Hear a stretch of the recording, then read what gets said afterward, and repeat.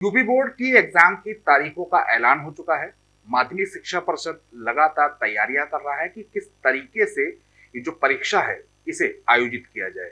हमारे साथ career council हैं, उनसे बात कर लेंगे कि किस तरीके से जो बच्चे पढ़ाई कर रहे हैं, उनके आगे कौन कौन सी समस्याएं आती हैं और ये जो एग्जाम का जो प्रेशर है, ये किस तरीके से कम किया जा सकता है। मैम, सबसे पहले आपसे बात करेंगे कि बच्चों पे बहुत ज़्यादा प्रेशर होता है, बर्डन होता है, जैसे ही एग्ज़ाम की तारीखें आ जाती हैं। तो उस कंडीशन में बच्चों का ये प्रेशर कैसे कम किया जा सकता है? नमस्कार, मेरा नाम कृति श्रॉफ है और मैं पिछले 10 सालों से बच्चों के साथ इस फील्ड में काम कर रही हूँ। ये निरंतर रूप से हम देख रहे हैं कि हर साल बच्चों के ऊपर ये एग्जाम प्रेशर बढ़ता चला जा रहा है और शायद कहीं ना कहीं ये एग्जाम प्रेशर हमारे सोसाइटी का बनाया हुआ प्रेशर है, क्योंकि हमें हमेशा ये लगने लग गया है कि जब तक हम अच्छे मार्क्स नहीं लेकर आएंगे और अच्छा नहीं करेंगे, 99-95% नहीं लेकर आएंगे, तब तक हम शायद अच्छा नहीं कर सकते। तो इस एग्जाम प्रेशर को कम करने के लिए 3 भागीदार हमारे को साथ में आने पड़ेंगे। पहली बात है बच्चा, जिसको ईमानदारी से पढ़ाई करनी पड़ेगी और उसको उन सब्जेक्ट्स में डेफिनेटली काम करना पड़ेगा जो सब्जेक्ट्स उनके स्ट्रॉन्ग सब्जेक्ट्स हैं। अक्सर बच्चे क्या करते हैं, अपने स्ट्रॉन्ग सब्जेक्ट्स को तो साइड में रख देते हैं और अपने वीक सब्जेक्ट्स के ऊपर ज्यादा काम करते रहते हैं। होता क्या है, ले दे के एग्जाम में ना तो स्ट्रॉन्ग सब्जेक्ट्स में बहुत अच्छे मार्क्स आ पाते हैं और ना ही वीक सब्जेक्ट्स में। तो मेरा सुझाव ये रहेगा कि अब ये लास्ट वाले टाइम पे वीक सब्जेक्ट्स पे फोकस करने का टाइम नहीं है, पूरे साल उन पे फोकस करने का टाइम था। पर अगर आपको लास्ट के 5, 10, 15 दिनों पे काम करना है तो सबसे पहले अपनी वीकनेसेस को छोड़ के अपनी स्ट्रेंथ्स पे काम करिए। मैम, एक सवाल और है। बच्चों पे एक प्रेशर होता है एग्ज़ाम के टाइम पे कि पहली बात तो उन्हें पास होना है, अच्छे नंबरों से पास होना है, इसके बाद फैमिली का प्रेशर होता है, भविष्य में वो क्या कर पाएँगे इसका एक प्रेशर होता है। तो इसके लिए जो वो प्रेशर झेलते हैं, उस प्रेशर को कैसे कम किया जाए? क्योंकि हर बच्चा पढ़ाई में बहुत ज़्यादा तेज़ नहीं हो सकता है। करेक्ट, बहुत अच्छा सवाल है ये। और जैसे कि इंग्लिश की कहावत है कि you can not eat an elephant in one byte, एक हाथी को एक गस्से में नहीं खाया जा सकता।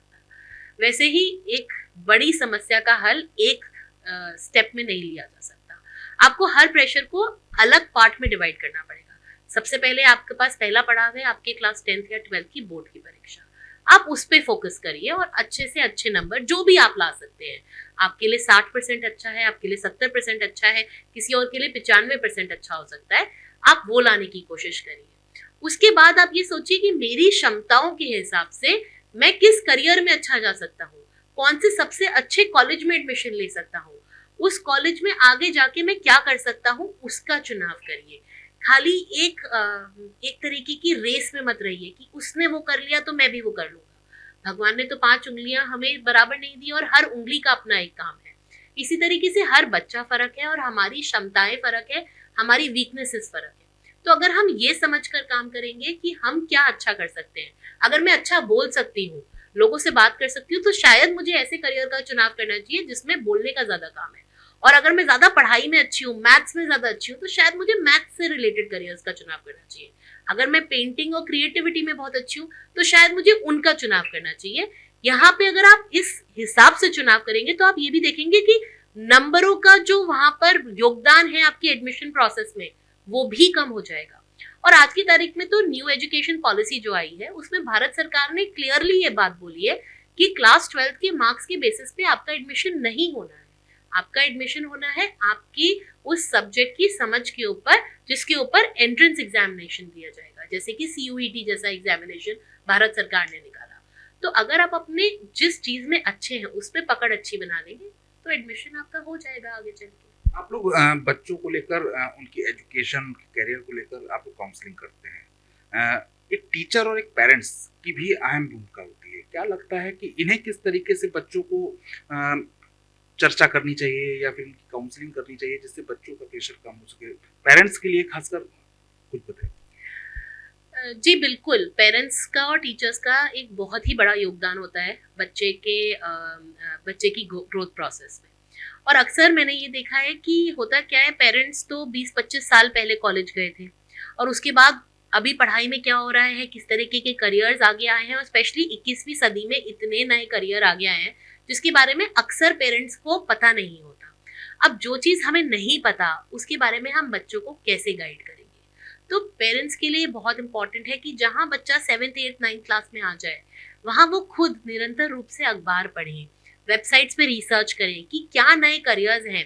भारत सरकार अभी नई जो बजट पॉलिसी लेकर आई है उसमें उन्होंने बोला है कंटेंट क्रिएशन, एआई और ML, robotics, research, space science, ये उभरती हुई फील्ड्स हैं।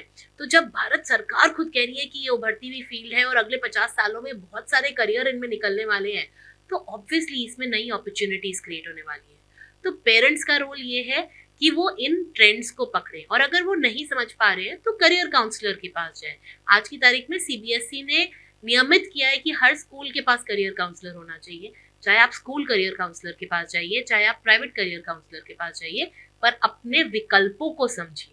बिकॉज जब तक आपने अपने विकल्पों को नहीं समझा, आप चुनाव कैसे करवाएंगे अपने बच्चे का। तो फिलहाल ये एजुकेशन काउंसलर हैं कृति श्रॉफ, इन्होंने बताया है कि जो यूपी बोर्ड का जो बच्चों पर प्रेशर है उसे किस तरीके से कम किया जा सकता है। पेरेंट्स के साथ टीचर की भी बड़ी जिम्मेदारी है, और वहीं बच्चों को भी इस बात का लोड नहीं लेना है कि वो किसी सब्जेक्ट में कमजोर हैं या किसी सब्जेक्ट में स्ट्रॉन्ग। पढ़ाई सब पर बराबर करनी है, और मन लगाकर पढ़ाई करेंगे तो पास भी होंगे, नंबर भले ही कम आए लेकिन सफलता जीवन में मिलेगी।